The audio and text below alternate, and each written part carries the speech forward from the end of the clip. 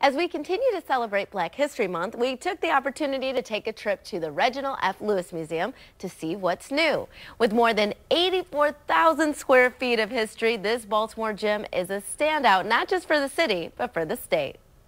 The Reginald F. Museum sits on the corner of Pratt and President Streets, named after a man whose legacy continues to live on. He is Baltimore and Maryland's billionaire, and this year we're celebrating not only what would have been his 75th birthday, but we're celebrating the 30th anniversary of his billion-dollar leveraged buyout, which was the first by any American of any ethnic background.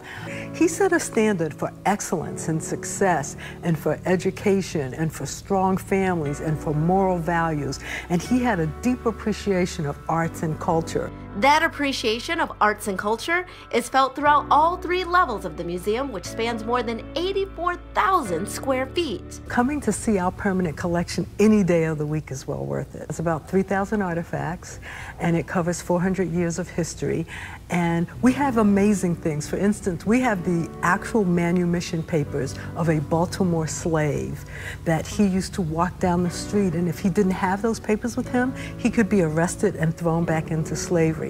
And so he held onto them so tight that his fingerprints are in the metal because it was on a hot day.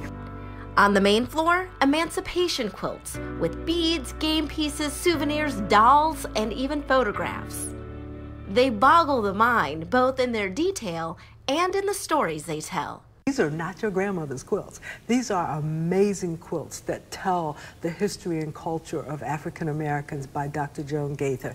The museum's newest exhibit, Reflections.